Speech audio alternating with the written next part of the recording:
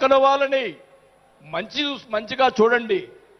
మన పార్టీ పైకి తీసుకొచ్చేదానికి మన నాయకుడు ఇంకా ఎదిగేదాని కోసం ఇంకా కూడగొట్టుకోవాల్సిన బాధ్యత కూడా మీ మీద ఉందని కూడా ఈ సభాముఖంగా తెలియజేసుకుంటా ఉన్నాం. మన నాయకుడు మనల్ని కాపాడుతాడు.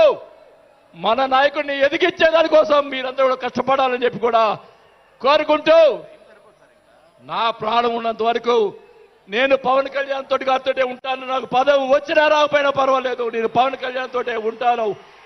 నేను రాజకీయంలో నాకు జరిగిన అన్యాయాలు ఒకటి కాదు, రెండు కాదు, మా నాన్న ఇచ్చిన నీ ఈరోజు ఛాలెంజ్ చేస్తున్నా పిఠాపురంలో అమ్మవారి సాక్షిగా మా నాన్న ఇచ్చిన ఆస్తిలోనే నేను సగం భాగం పైన నేను అమ్ముకున్నాను ఈ రోజు అని కూడా ఈ సభాముఖంగా తెలియజేసుకుంటా ఉన్నాం.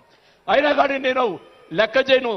నాకున్నటువంటి ఇది కూడా, నాకున్నటువంటి మా వియ్యంకుడికి నాకున్నటువంటి ఆస్తులు కూడా జగన్మోహన్ రెడ్డి గారు కాజేశాడని కూడా ఈ సభాముఖంగా తెలియజేసుకుంటా ఉన్నా. కాబట్టి అది త్వరగా మీరు చెప్తాను, అవన్నీ కూడా తెలియజేసుకుంటూ, ఈరోజు మీరు నన్ను దయచేసి ఇప్పుడు ఈ మాట్లాడిన దానికి ఇంకా రేపు ఒకటే కౌంటర్లు వస్తాయి నాకు తెలుసు. ఛాలెంజ్ చేస్తున్నా, నేను ఇది కూడా ఛాలెంజ్ చేస్తున్నా.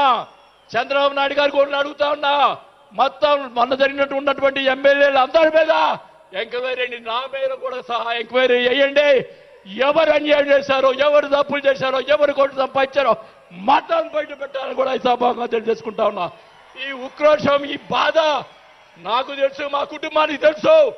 మా కుటుంబం ఎంత ఇబ్బంది పడిందో నాకు తెలుసు. కాబట్టి పవన్ కళ్యాణ్ గారు ఆయన ప్రతిపక్షంలో ఉన్నప్పుడు కూడా బాల్యం లాంటి మంచి వాళ్ళు అని అన్నప్పుడే నాకు ఆ రోజు నేను చేరున్నాసింది పవన్ కళ్యాణ్ గారిని. కానీ ఈరోజు అది నాకు ఆ రోజు రాత బాగాలేదు కాబట్టి ఈరోజు ఇలా ఉన్నాను. నాకు పోయినా పర్వాలేదు, కానీ నేను ఆయన సేవ చేసుకున్నాను. కానీ నా కోరిక, నాకు రాజకీయ పదవి వచ్చినా కాకపోయినా కూడా ఒక కోరిక ఏంటంటే పవన్ కళ్యాణ్ గారు నాకు మాట ఇచ్చాడు సినిమా తీస్తానని. ఆ సినిమా తీస్తే చాలని చెప్పి కూడా శ్రీబాబుగా తెలియజేసుకుంటూ సెలవు తీసుకుంటున్నా. జై జనసేన. గౌరవనీయులు తెలంగాణ రాష్ట్ర ఇన్ఛార్జ్ శ్రీ వేమూరి శంకర్ గౌడ్ గారిని మాట్లాడుతుంది. దయచేసి తక్కువగా 1.5-2 నిమిషాలు అందరూ కూడా టైం దయచేసి.